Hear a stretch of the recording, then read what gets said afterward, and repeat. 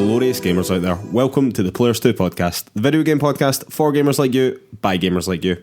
You can follow PlayersToo on all the social media, that's Facebook, Twitter, Instagram, YouTube, the lot. You can also find our written content over at PlayersToo.com. That's PLAYERSTOO.com. And if you could find 5 seconds to give us 5 stars over on Apple Podcasts, that really, really helps us out. It does a huge amount for the exposure of the podcast, and we'd be super grateful. And while you're over there, you might as well give us a wee review as well. Just a wee thumbs up emoji is totally fine for us. It doesn't have to be a big diatribe, nothing like that. But again, we would really, really appreciate it, guys. All right, and on with the show. My name is Mark Henderson. With me as always, Mr. Lewis Camley. How's it going, Lewis? It's going okay, Mark. I'm pretty soggy. The good weather's gone, and we're back to normal here. Back to the misery of Scottish weather. So what have you been playing then? I have been playing one of the games that you were talking about last week, which is Super Mario Maker 2. Yeah, I'm keen to know your thoughts, man. I'm keen to know your thoughts. Yeah, I've not played a huge amount of it yet, and nothing online, same as you, but I dived into the story mode and I've been really enjoying it. It's really fun switching between the different styles of Mario game that you can play. I might just be rubbish at it, right? But I found it quite challenging so far, even in the early stages. There's been one or two. Partly I've been playing it like quite late at night and just like fitting in a few sessions here and there and not really sitting for a long spans of time and playing it. But there's been a few of them that it's not that I'm like don't know what to do in the level. I just can't often do it very well.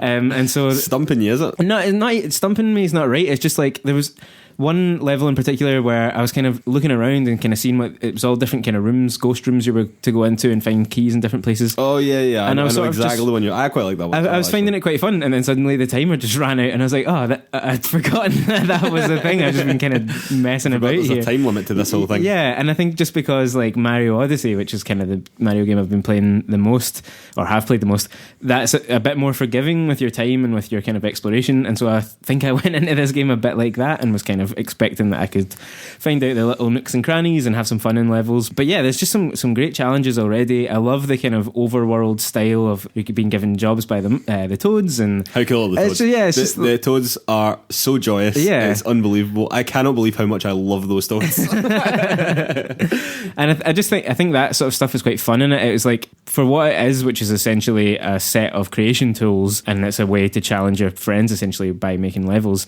They've actually constructed a world within it that's quite fun to be in and that makes sense and isn't just a kind of very tacked on like, yep, we had to put a story into this, so here it is. It's like there's a kind of purpose to it.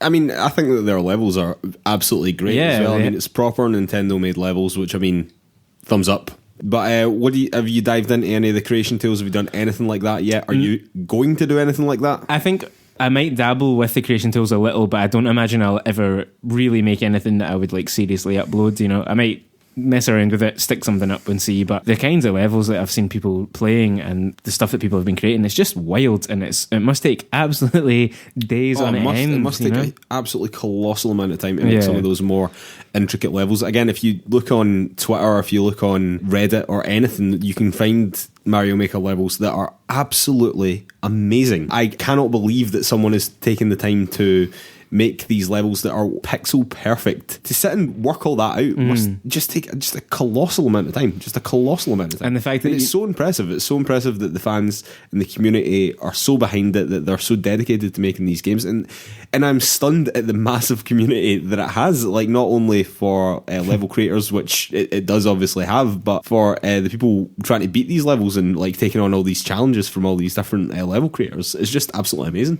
That's definitely the most fun thing about it, is seeing this completely wild kind of amount of videos of people trying and desperately failing at some incredible sessions. I must admit, some of the failure videos and the rage quits are hilarious. They're wild, and because some of them, you know, like you say, there's some that have such precision movements involved in them. Like I was watching a bit of one yesterday where you had to keep Yoshis alive and they were on conveyor belts and all sorts of stuff was going on, and the thought of having to make that, know it so well so that you can make it actually possible to do it, and then you have to beat it in order to upload it. Yeah, that's right. So you have to be able to beat your own level. People must be sinking absolutely like hundreds and hundreds of hours into this, which is fantastic, and it just shows you what the passion for these types of games, you know, Mario games, particularly because it is Mario as well. It's It wouldn't be this big a thing if it wasn't Mario, but it is, and yeah, it's an absolutely fantastic thing that Nintendo are doing.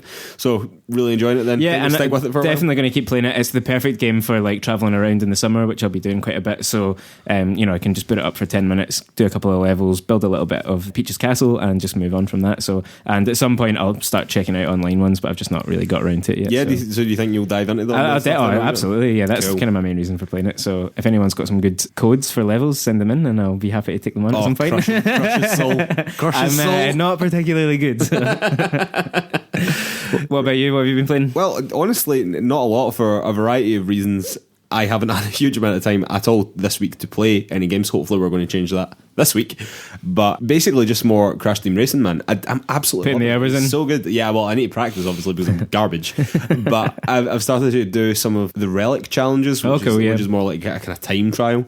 It's doing two things. It's teaching me to corner better, it's teaching me the levels, and it's teaching me not to miss fecking boxes all over the place, which was one of my main problems when I was do you think racing against you. So hopefully, I don't know, like, because quite genuinely, I feel as if like I needed to practice because I was so crap at it. It was hurting me. It was Do you think it'll teach you how to stop crying after I beat you? I should say that after last week's recording, we did the final couple of cups that we had to do. The final one cup, was it? Yeah, the final one cup. Crushed him. Crushed him dead. Crush me again. All right, moving swiftly on to the news. All right, and news item number 1. This is a bit of a follow-up from a story from last week regarding the Joy-Con drifts. And this came out, again, as we were editing the podcast, or I was editing the podcast. Nintendo seem to have a habit of making these announcements just at the wrong time for us. From what was that? Was it Vice? Yeah, Vice found a document somehow. Yeah, Vice managed to get their hands on an internal memo from Nintendo to their customer service team, and it said this. Customers will no longer be requested to provide proof of purchase for Joy-Con repairs. Additionally, it is not necessary to confirm warranty status. If a customer requests a refund for a previously paid for Joy-Con repair, confirm the prior repair and then issue a refund. So there you go. Basically what that says is Nintendo are going to fix the broken Joy-Cons, the Joy-Cons suffering from drift that we went over last week, for free. And if you have previously had your Joy-Cons repaired because of an issue with drift, then you can seek a refund from Nintendo for that, which is good. I've still not heard any official word on this from Nintendo, but it seems to be that this is now the case. You can get this fixed for free because basically it is a design flaw with the Joy-Cons. And I think really, in what is quite a crap situation for Nintendo, they're basically doing the right thing here. You know? Yeah. They essentially are. They have to address it in some way, particularly, as we mentioned, I think a couple of weeks ago now, they are facing a potential class action lawsuit in the States. Oh, they are. They are facing a class action lawsuit in the States. And so they absolutely had to do something here. I think particularly refunding previously repaired ones is a nice touch because that was maybe a bit more of a stretch than you might expect. However, they still have to do something about it. They still have to address it publicly and explain if they know what the problem is at some point, because people are still buying Joy-Cons and people are still buying Switches that will come with essentially already broken Joy-Cons. You know, if the issue is this kind of rumble pad underneath the stick that's being ground up or whatever, the contact pad. Sorry. Yeah. So, you know, they can't continue to just sell people products and then replace them for free down the line. It doesn't work for anyone involved. So yeah, they have to come out with Joy-Cons 2.0 here, really, don't they? They have to come out with a permanent fix to this. Yes, that is obviously the next step. I think in the short term, this is as best as we can do. Definitely. But yeah, obviously there has to be some progression here because this is not on, you know? All right, moving on to news story number 2 then. GTA Online has launched an actual casino, a real casino within their game. This is obviously kind of coming on the tails of the things that we were discussing last week and the week before, and I think for a couple of weeks now, regarding loot boxes and gambling in video games, which has been really highlighted here in the UK particularly, and even this, I'm citing a BBC article, basically, has this now went too far? I mean, this is an actual casino whereby you can change real money into chips within the game. It's not a lot of money, but it is real money nonetheless, that you can then gamble. But you can't win real money, right? You cannot win real money. You can win yet more in-game money, but you cannot... There is no mechanism to turn that in-game money back into real money. Unless you use some sort of third party to do this, which is half the problem with these things. Yeah, is this just now too far? Is this the horrible dystopian future that we are now living in? That every video game is going to soon have a casino, like it will be Fortnite Casino, and then PUBG Casino, and League of Legends Casino. I suppose the thing... It's a horrifying thought. That's a horrifying thought. I suppose the thing is that a casino does fit within the world of GTA 5. It does. I am being slightly facetious about all that. But, I mean, if GTA can get away with this, not get away with it, I mean, they have gotten away with it. It's happened. It's in their game. Then it's going to be making them I think a lot of other people are going to be turning an eye to that and going, well, hold on a wee minute here. If they can get away with a casino in their game, then can we get away with a casino in our game? And this is just how these things spiral more and more and more. And this is how it happened with loot boxes in the beginning as well. Do you know what I mean? Someone had the idea to put randomized loot boxes in their game, and then other publishers thought, oh, well, hold on a wee minute, we can do that as well. And then we can make an absolute killing. Fuck off with this stuff. It's crazy that we've now got to the point where there's a casino, an actual gambling casino with real money in a video game. It's bananas. Totally unregulated. Well, yeah, and I guess that is because you're not winning money, right? So the idea, like we were discussing with loot boxes and stuff last week, is that But you're still gambling with real money. Essentially, yeah. I mean, you're not winning real money. Yeah, and they'll argue that you're not gambling with real money because you have to buy chips first. And I think you can buy chips with in-game currency as well. I think yes, okay. I do also agree with that. I think that you can buy chips with in-game currency as well, but you can buy them with real money. It's just crazy.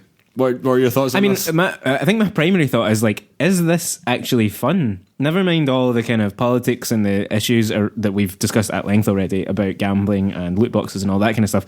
Is it actually fun to go and log into your video game and go to a casino and just like chuck money on literally on slot machines? Like you can play like one-armed bandits and stuff, I think. So I know there's also like poker and blackjack, and they've got a bit more like skill and tactics and stuff involved. But is any of that fun? Like, there's poker in Red Dead. I mean, it wasn't particularly fun. Actually, the poker in Red Dead was amazing. As someone who plays poker, the poker in Red Dead was actually excellent. It may well be accurate, but is it fun? Would you not rather just get your mates around and play poker? Well, but the thing is that, I mean, there are poker sites, there are slot machine apps that you can use that are real gambling that people spend a lot of money on. So to say that, like, are these things fun? I mean, they are to some people. Yeah, but because highly addictive. In those cases, you win money though, right? And that's what's fun about it, or you might win money. I get that that's where it's coming from, but I just cannot imagine, of all the things you can do in the absolutely colossal universe of GTA Online, the last thing I'd want to do is go and sit in a casino, I think. It's almost not the point though. It's not the point. Like, would you do it? No. But it is nonetheless available to people. Yeah. And that's a problem. Absolutely. A totally unregulated casino is available to anyone who buys a copy of GTA Online. I mean, that statement shouldn't exist. Yeah, but like in the same way that there must be kind of other, like we just said, like the poker that's in Red Dead, right? That no one had a big issue with that because it was all entirely in game. It's only the fact that you can introduce real money to this, and in some ways it's no different therefore than loot boxes and stuff like that, which are all problems. I'm not for a second saying that these things aren't. Although I do think that this is bad, I actually don't think this is as bad as loot boxes because, well, actually, assuming that it was regulated, which it isn't, you would assume that the odds were correct to also playing in a casino. And because gambling is highly regulated, at least in this country, if you're playing an online game of poker, you know that the odds are digitally replicating the actual odds in real life. Yeah. But GTA Online don't have to do that. You know what I mean? They could be having you just win 1 in 50 times rather than 1 in 45 times. And over the course of millions and millions of players, that makes a massive difference. And they are totally unregulated, and they are completely free to do that if they choose. I just think that it's kind of got to the point where, of course, that's the next thing now. Do you know what I mean? But actually, it's really bad. It's really, really bad. I just fear that this is like the first step. Right now, you're probably looking at GTA Online and going, oh well, it's not that bad. You can only buy like, I think it's like a $5 worth of chips, and that amount of chips gets you like loads and loads, and you'd never realistically be putting a colossal amount of money into this. But what if they just start to raise the prices? Because again, they're totally unregulated and they can do that at any time. Or what if other popular game, I was just using Fortnite flippantly earlier on, but if someone like that decided that they were going to have some sort of gambling game, you could win new skins and things like that, but the prices are a wee bit more than GTA again. Do you know what I mean? And then suddenly you're getting into this horrible, horrible world of what is unregulated gambling? Yeah. For things that, although aren't real money, are still valuable to people, are valuable enough to incentivize people to continue to gamble and get in the highly addictive loop of gambling. And again, I'm someone that gambles. Like, I gamble, I gamble at casinos. I've lost a lot of fucking money at casinos, and I do know that it can be addictive. Like, it can be a seriously addictive thing, particularly when you're there and you're in the moment. Do you know what I mean? But I don't go to casinos a lot. Whereas people that log on to Fortnite, I'm using Fortnite. Fortnite do not have this problem. But people who log on to GTA Online, like, they know that casino's there. It's the new hot shit right now because it's the new DLC. Do you know what I mean? So they're all going to go in and they're all going to want to, like, participate in this. That is, to me, one of the kind of most sinister aspects of it is that this actually all has come alongside new missions and kind of new stuff that you can have. I think you can buy a penthouse within the casino. You can get new cars and stuff as a result of some of the things that are happening around the casino. And so there is an incentive not just for players to come and play and gamble a bit and spend their money, but there's actually real in-game reasons to be there and to be engaging with it. And so even a casual player who might not really be interested in playing a bit of poker or blackjack or whatever and spend the real money might end up getting lured into it because there's kind of missions and stuff all associated with it. And so it's that more than anything. If they just put a casino in, that's one thing, but when you start going, and real gameplay stuff too, that we know you always get hooked on, that's why you're still playing this game in the first place, then it really doubles up the kind of pressure on gamers. So couldn't have said it better myself, quite frankly. Totally right. Couldn't agree more. Okay, news item number 3, and sticking with Rockstar and Rockstar North specifically, who are based here in Scotland, in Edinburgh. It has been reported by Keza MacDonald of The Guardian that they have not paid corporation tax in the UK for 10 years while getting more than £42 million in tax relief, which is just ridiculous. It's absolutely ridiculous that is a true thing that has happened. This has all came out through a tax think tank called Tax Watch, and the director, George Turner, had this to say. It is outrageous that the UK taxpayer is being asked to shell out tens of millions of pounds in subsidy to the developers of Grand Theft Auto, when at the time that the game's developers put in their tax credit application, Grand Theft Auto 5 had already generated several $1 billion in sales and profits. This is a drive-by assault on the British taxpayer and corporate welfare scrounging at its very worst. Yeah, the article is also quick to point out as well that the UK government, although the UK government should urgently examine the allocation of tax relief for the video games industry in the UK, no one is actually breaking the law here. It's worth pointing out, I suppose, although it's a legal loophole. It is very much a legal loophole. Yeah. I mean, what do you say about this? This is really shitty. I think this is a pretty bad story. I think it looks really bad for Rockstar North because, generally speaking, in this country, even by people who don't really know a great deal about games, people are excited that they are based here and that they have a connection to here. And the video game industry in the UK is growing and is doing well, and it's not a good look that a major company has siphoned off what is equivalent to about 20% of the tax relief that's been given out through this scheme. Yeah, so this is 20% of 19% of the total tax relief paid to the entire UK games industry since 2014. So that's a colossal amount of money. That money is there to encourage small developers or smaller studios to start up or to grow and to attract people to this country to work in it. It's not really there to take a title like Grand Theft Auto 5 or a company like Rockstar and give them more money in their pocket. And to have not paid any corporation tax in 10 years is just scandalous. I understand that they are entitled to do it because of the way that the law works, but they shouldn't do it, and they should now pay up, basically. Well, me and you had a bit of a text back and forward about this off air, and I just think that I'm slightly annoyed that Rockstar are the ones taking the brunt of this, and the video game industry are the ones taking the brunt of this, when in actual fact the big offenders of tax relief and tax dodging in this country, both legally and illegally, people like Google and Amazon and Vodafone and BP and Starbucks and these absolutely colossal multi-billion-dollar companies that are way bigger than some, comparatively small video game company. Like, why aren't they the focus of this article? You know, I just feel a wee bit annoyed about that.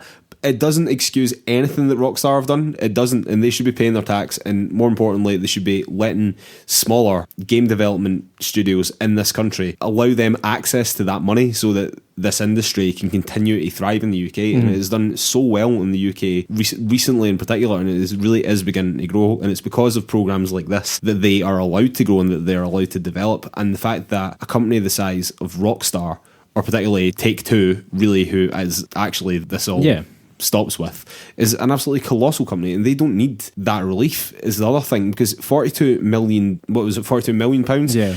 Sounds like a lot of money to me and you, and it is a lot of money. I mean, don't get me wrong, that is a lot of money, but to Take-Two, that is nothing. That is absolutely nothing. They don't need it. Do you know what I mean? There's a bit in this article that says that the Rockstar executives split 3.4 billion in bonuses over the same 10-year period, and it's just like, come on, man. Yeah. Like, you don't need this, and there are people out there that do. So just let them have it. Do you know what I mean? You don't need this. There's no reason for you to be seeking this relief other than pure fucking greed. That's all it is. That's all I can see it as being. The not paying your tax or figuring out your books in such a way that you don't have any tax to pay is simply depriving ordinary people from public services and from, you know, all sorts of things in this country that our taxpayers' pounds are supposed to go to, and it's just not good enough. And I understand that your frustration with it being pointed out that this time it's a gaming company. That think tank and plenty of others have written reports on Google and Amazon and Starbucks and stuff in the past. Like, those companies get attacked on their regs.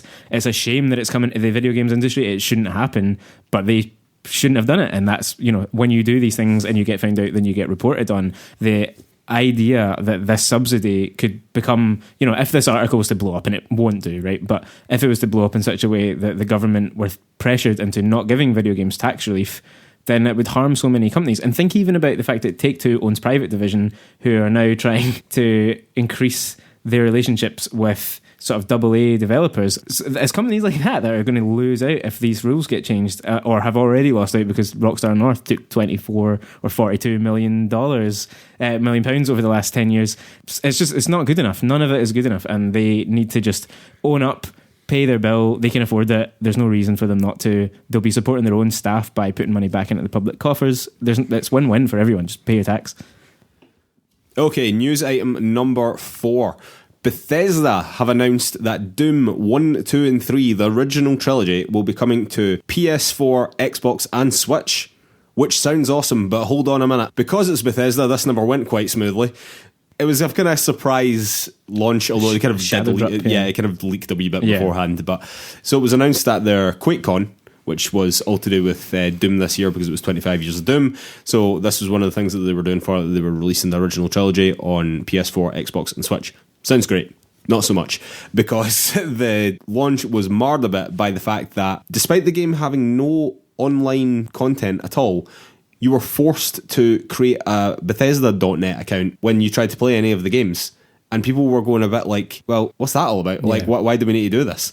And basically there was no reason, because Bethesda are claiming now that it was a mistake and that they are going to patch it out. Apparently it was something to do with their Slayers Club, and they wanted to give players who had access to that rewards and whatever. But it sounded a bit as if they just wanted you to sign up for their website, to be completely honest. However, that wasn't even the worst of it. That was not even the worst of it. Xbox players who owned the 360 versions of Doom 1 and 2 found that their games had been removed from their Xbox accounts and that they couldn't re-download them through the Xbox One's backward compatibility features. So they just took the games off them as well, games that they actually own. And again, they've claimed that this is a mistake, and they've claimed that it's fixed, and I'm sure it probably is fixed. But I'm sorry, like you don't just whoops, we just accidentally took your games away as we launch these other ones. I'm sorry, that's not as someone leant on the keyboard. That's like they've done that. They've actively done that. They've taken those games away. Yeah, like do not be filmed. So wait, so you're suggesting that they took them away in order to try and encourage people to pay money and buy them? I'm not suggesting that. I'm saying that's categorically what they've done. Okay. Yes. I'm sorry. Am I being super cynical here? Do you think that this was some ridiculous mix-up?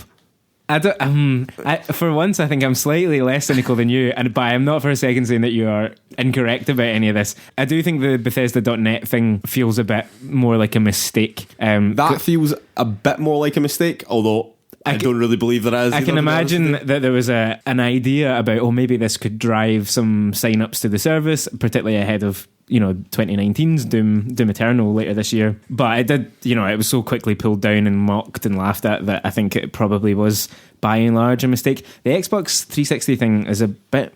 I hadn't really thought about it in the ways that you were putting it there. If my first reaction was simply like, oh, Bethesda, everything they do is janky, here's another jank. But now that you've kind of put it like that, it does seem a little suspicious, because these games are a little suspicious. They're retailing so cheaply that you can almost imagine that there would be an incentive to be like, well, people will just pay it, so let's do it. Yeah, so I think it's I don't know what it is. I don't know what it is in Oh, I don't know. That actually, I thought that was dollars. That might be dollars. No, actually, it's Doom 1 and 2 are both retailing for £3.99, and Doom 3 is slightly dearer at £7.99. It's just like Bethesda, just be cool. Like they had so much. Do you know what the thing is that they had so much goodwill among gamers. They had so much goodwill. Everybody loved them, and they've absolutely shat it all away. Yeah, it's unbelievable. Like, just stop doing weird little underhanded things like this. Just be cool. That's all. That's all we need you to do. Just be cool and be honest with us. Do you know what I mean? Don't try and sneak away the old copies, the old 360 copies that players on Xbox One should be able to have access to because of their backwards compatibility feature. Don't try and sign us up to your stupid website on consoles when we have no need for it. Do you know what I mean? When there's absolutely no need for it, you just want your sign-up numbers to look better. It's just silly, to be honest with you. It's just stupid, and they could have got so much goodwill from doing this. Yeah. And it's such a beloved original trilogy, particularly, well, the first two in particular. I think the third one's slightly less well received, but the first two in particular were like groundbreaking games, and they could have got so much goodwill from this, and again, it's just turned into bad headlines for them because of their own stupidity, quite frankly. It's the Bethesda way. Everything since E3 2018 has just gone wrong, really, hasn't it? Like, they came out that year, they announced Fallout 76, they announced the next Elder Scrolls game, Starfield. Yeah, we had was it that year? No, it was the following year we got the Dragon Age teaser, wasn't it? Yes. From that point on, everything. I think that was at the Game Awards, actually. Yeah, that's right. Yeah.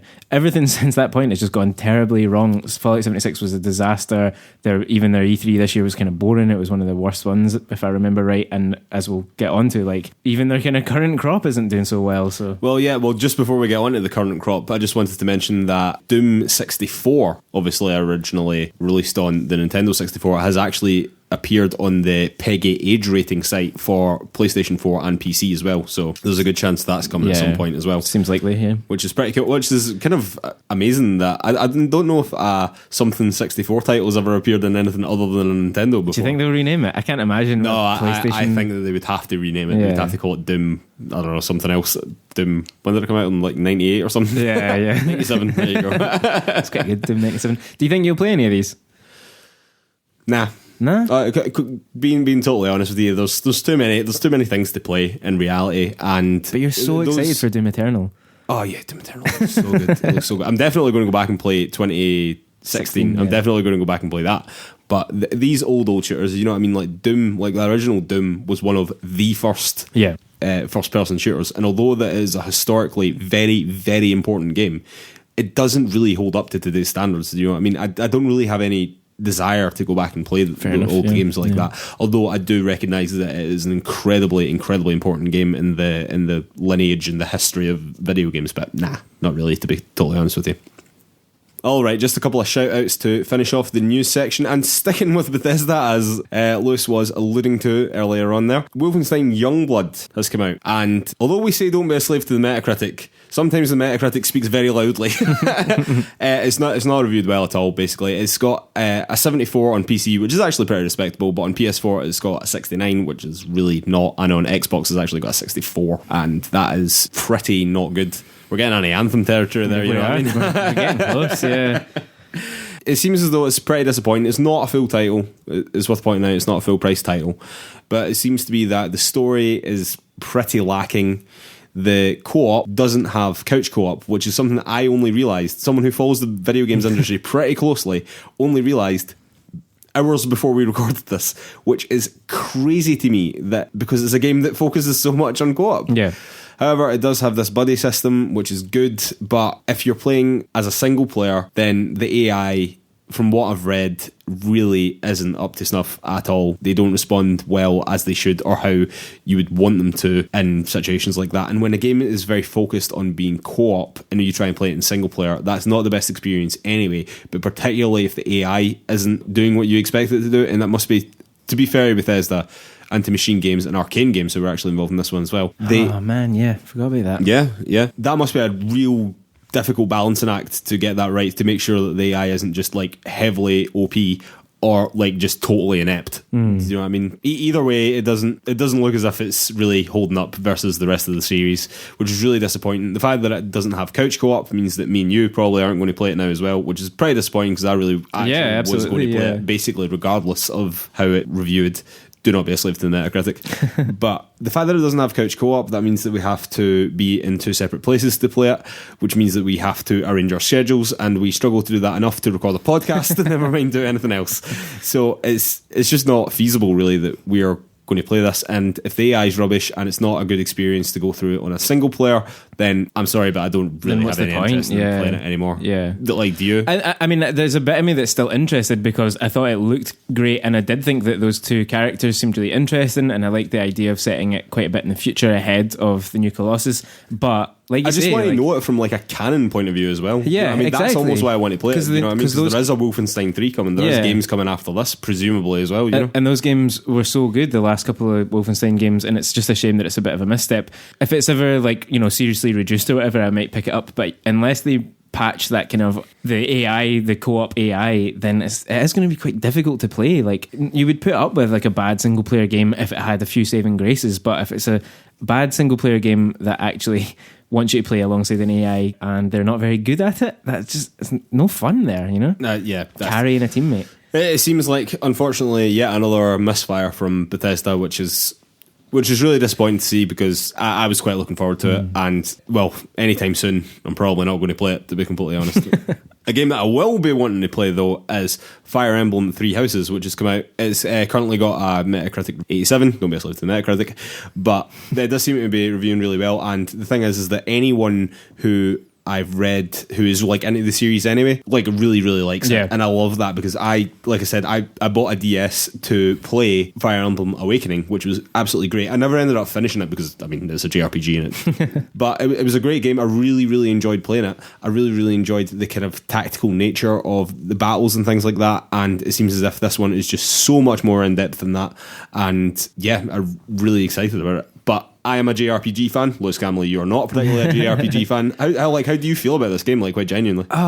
Torn. Actually, really? Wow. So I actually, last night, I sat and watched, at about 1 a.m, sat and watched about half an hour of gameplay from this on YouTube. Really? Sat and watched it. That is genuinely shocking information. I want to know more about it, partly. In part because there's so much buzz around it just now, right? And I did not even know what Fire Emblem was until you turned up with your DS at one point and were trying to explain it to me. It seemed completely bizarre.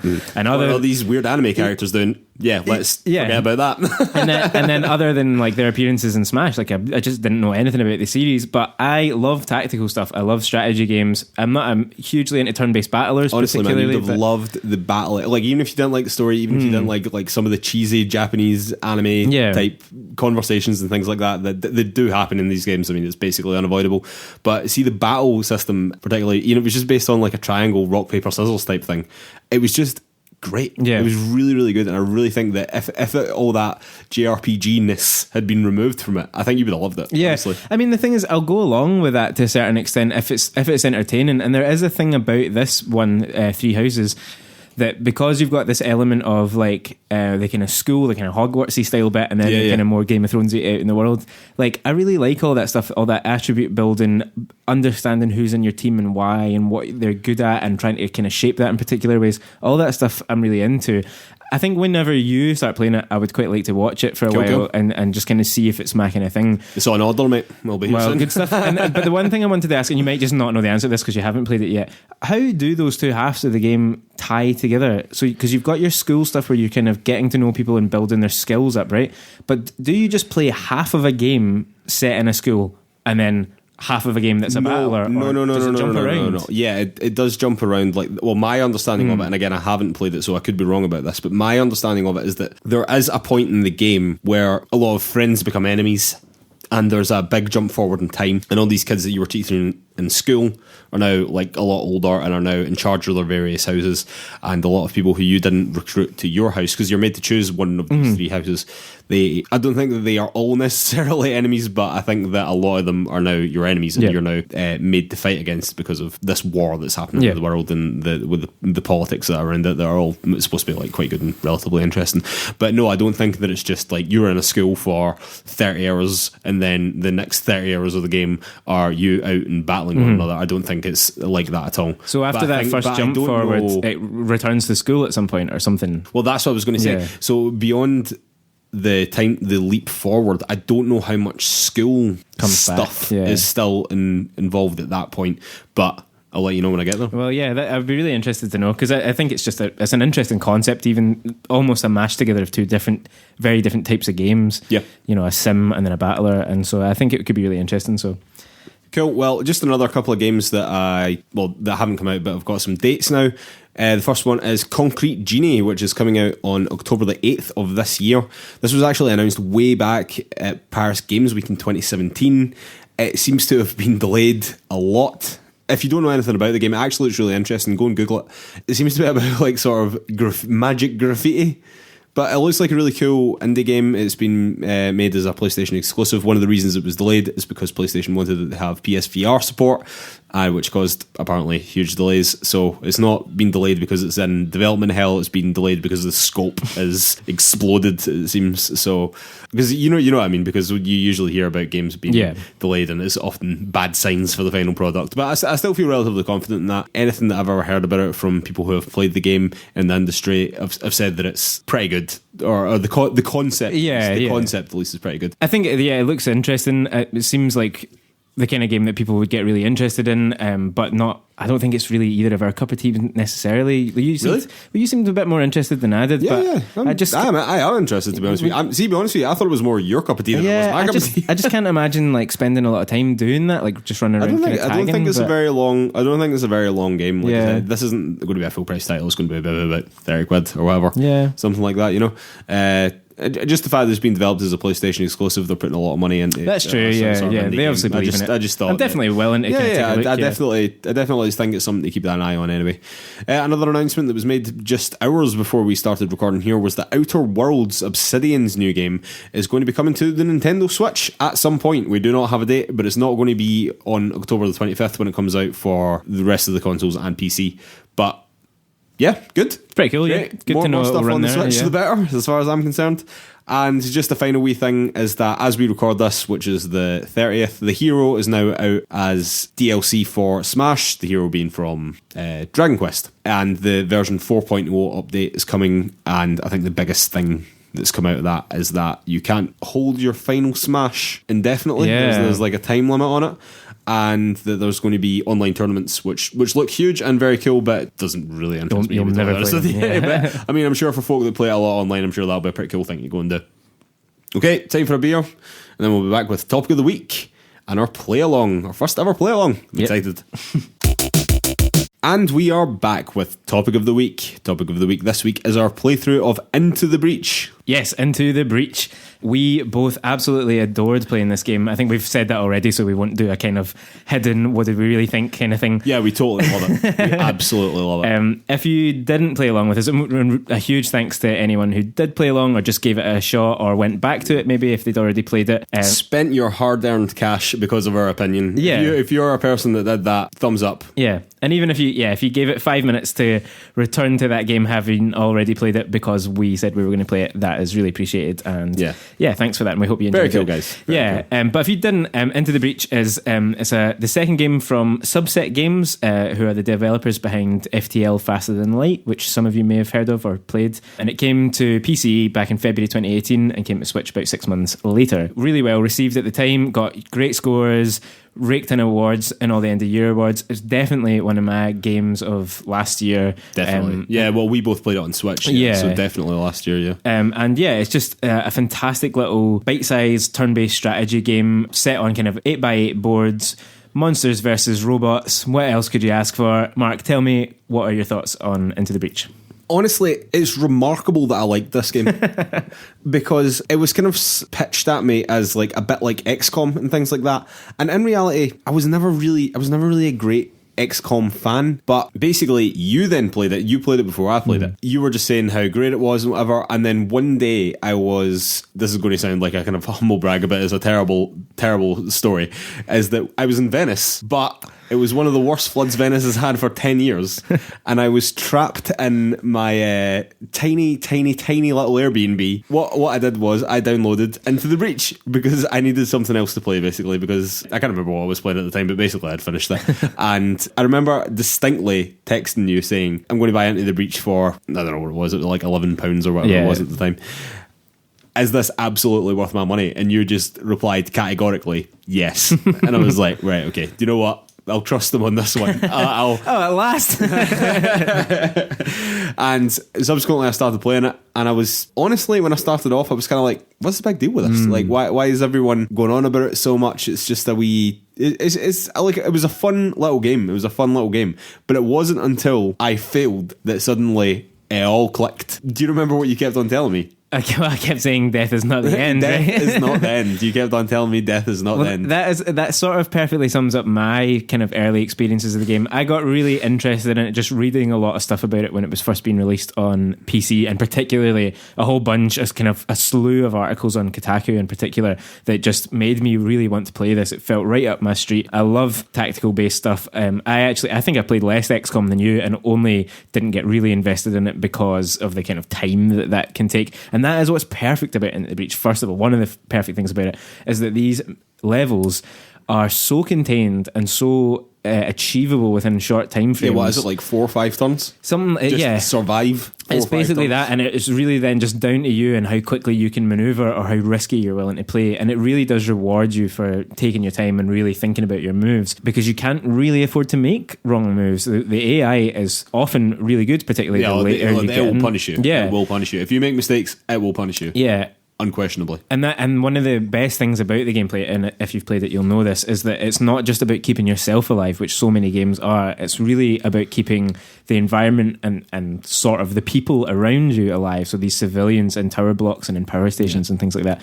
And it's really them you're trying to defend, even to the detriment of your own life bar at times, which is pretty unusual. So should we explain that a little bit? So basically, you have various things that you have to keep alive. One is yourself and your big mechs, and you're fighting against these quote-unquote kaiju that are actually called Vex. The Vex, yeah. And they're basically big bugs. And other than keeping yourself alive, you need to keep these tower blocks alive because they have civilians in them, and in any given level you can't take a certain amount of civilian casualties. And you also have to keep the power grid alive, which is very detrimental, because if you take power grid damage, that carries over onto the next level, and then the next level, and the next level, and the more power grid damage you take, the more it builds up. Though you can recover bits of it here and there, it can be quite catastrophic. And that's what happened to me in my first playthrough, is that I got to a point where I was clinging on to so little power or energy or whatever it actually was called within the game. I was clinging on to it for so long, and you were just telling me, don't be afraid to die. I was just like, fuck it, I'm just gonna I'm just gonna go back into the start and do this again, because I got all the way to the very, very last level on this tiny little bit of power, and then basically it was as it transpired, they were just going to crush me. So I was just like, right, let's just I actually remember watching you do that final battle a bit. And then after that, when you died, do you kind of want to explain what happens? Yeah, so once you've died, and this certainly was my experience of it, not knowing that this was about to happen. I didn't know this was about to happen. I died quite near the end of my first playthrough. I'd got relatively far and kind of kept things going. But when you die, it's kind of revealed, because it's never prominently displayed up to that point, that at that point your characters are going sort of back in time. I can't ever get my head fully around the time jumps. It was explained that that's characters, happening. So your characters are from a future Earth that was already destroyed by the Vec, and they've come back in time to try and save it. And then any time your character dies, you start another time loop. So your character comes back in time again, which results in you starting the game again, obviously. But it's basically a roguelite. Yeah, essentially, yeah. So you can keep one of your 3 pilots. You then change up your team, and so any perks or bonuses that you've got for them, you might not have even realised up to that point that you could kind of get a lot of this stuff. Because I remember that distinctly as well. I was getting all this stuff to like power up and whatever, and I was like, what the hell? Why do I need any of this? Like, I'm not using any of this. And then you die, and then you're like, oh. And then I remember at that point specifically, I remember dying and it coming back to that menu, and me working out that I'd just saved like my best character or whatever. And then it came back to that menu, and I had all this stuff, and I was like, oh, this is really clever. Yeah. And it starts to add so many layers of depth at that point, because you have to think not only about what's happening in the battles and your power grids and the civilian casualties and the health of each mech, but you have to start thinking about who are the MVPs on my team here. Yeah. Who is it important that I keep alive because of the perks and the power-ups and the extra weapons that they've got? Who do I need to continue? Particularly once you realise that you are going to be using, or you may well be using, the same mech squad again. And that's the other mind-blowing thing that happens when you finally... Well, certainly I realised it once I finally beat a playthrough. I can't remember if you find it out beforehand, but that there are actually something like 10 different squads to unlock in this game. Something like that, yeah. Yeah, there's quite I can kind of see them, the list in my head, but I've not got it in front of me. It's either 8 or 10. Yeah, it's like 2 nice columns of, and most of them are kind of shaded out and you can't see exactly what they are, but once you start to unlock them, and basically each squad just has slightly different slants. So there's one, your opening one is very much general battle tank kind of vibe. They've not got anything particularly special going on, but then you start to unlock ones that are all electricity based, or ones that are much more about movement of the Vec rather than simply attacking them really strongly. Well, actually, so I was just booting up just before we were playing this podcast, just to like be as fresh as possible for it going into this recording. And that is exactly one of the squads that I was playing there, was one that you don't necessarily have to attack the Vec to stop them attacking. Because another thing we should say is that each turn, you know what the Vec are going to do, and it's about your response to how they are attacking these various elements, whether it be the tower blocks with the civilians, or the power grid, or your own mechs. And it's about how you're responding to their various attacks. And you can do this by just attacking them and killing them, or you can do them by like pushing them into water, which for certain non-flying ones will just kill them, or like pushing them into like lava. Even just pushing them in the way of another one so that doesn't hit its intended target, and it instead blows up its own, like its ally. Ally with friendly fire. And the way that you can manipulate and cause so many different things to happen, and that there's so many different solutions to any given situation, but at the same time it's also very difficult to work out what is the best thing to do all at the same time. It's just, I really find that the more and more I played it, because like I said, I initially kind of thought like, oh, what's the big deal about this, blah blah blah, and in actual fact, the more and more that you play that, you see the systems more and more that they've put into place. You see the different abilities that they've given these mech as you complete the game, and then you replay, or you die and then you replay, and it's just so unbelievably intricate and well put together, and really, I think we said it last week, really, really, really clever. It's extremely clever and merits so much replay because of that. So actually, for your £11 roughly, I think it is still $11.39 on Switch and on Steam, you're getting so much game there, even though on face value it doesn't look necessarily like there's that much. Another thing we have to say as well is that it's procedurally generated, so anytime you replay it, it's different every single time you play. So the some of the terrains and the building layouts are always the same, I think, in different maps, but the way the enemies that come in and the way that they behave and their locations, and even you get to set your starting position, so even that changes things.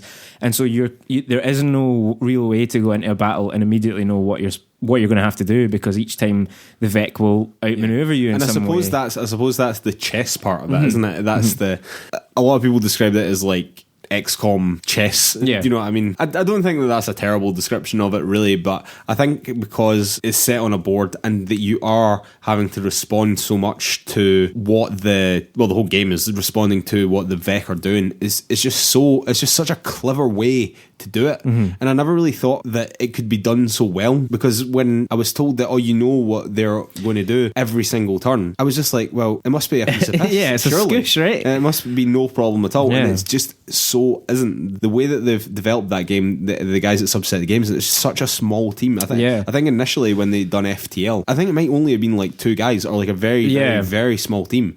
And my God, they've made a true masterpiece of a game there. They've brought turn-based strategy, that XCOM style game, and they've just brought it down to its absolute bare essentials.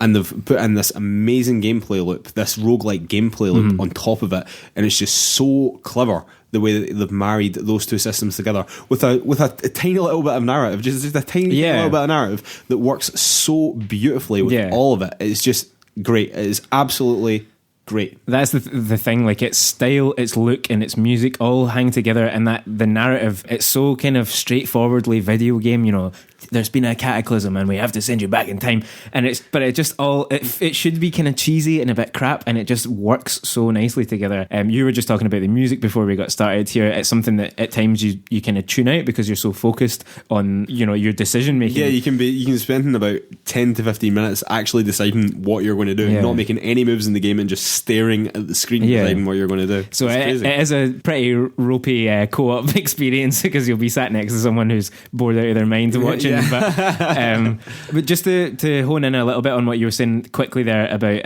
Subset Games, there's two people in that studio who developed FTL, and they developed this as well, and they brought on extra writers and music composers and things like that.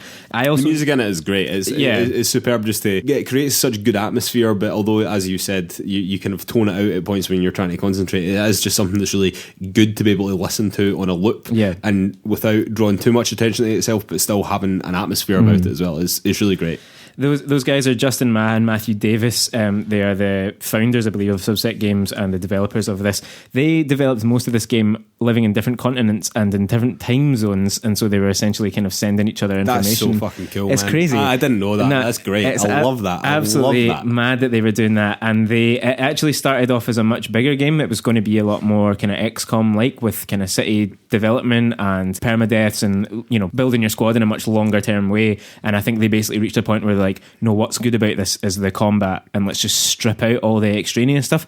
And that, I think more games need to do that. What an incredibly brave and brilliant decision that was for those guys to do that.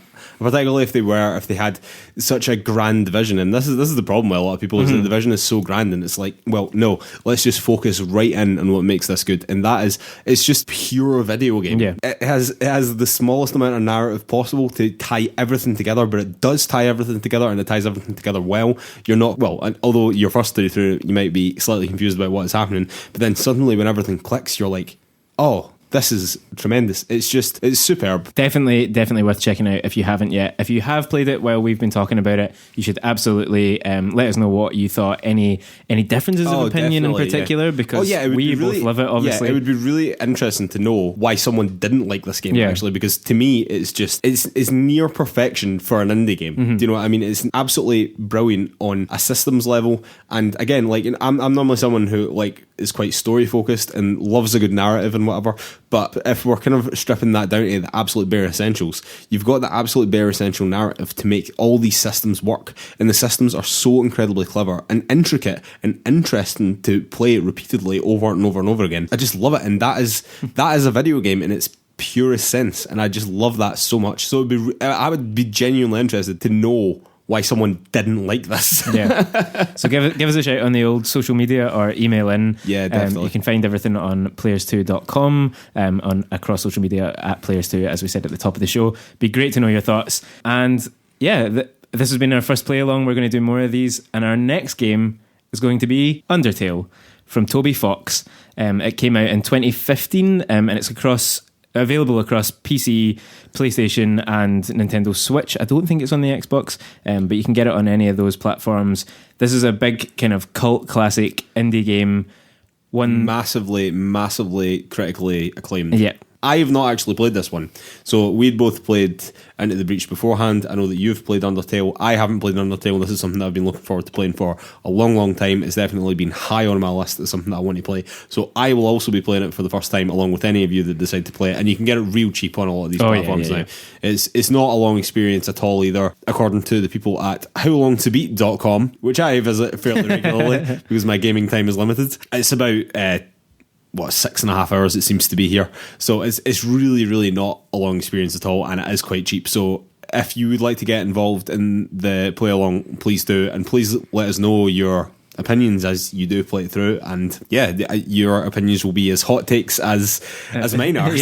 So there you go. Yeah, and if you have played it before, because obviously a lot of people will have picked this up at some point, do write in with your thoughts and stuff as well. Oh, definitely. We want to hear them. 100%. It'd be really good to know how new players feel about it versus people who have been playing it or have loved it for a long time. So yeah, Undertale, let's do it. Cool, man. Definitely.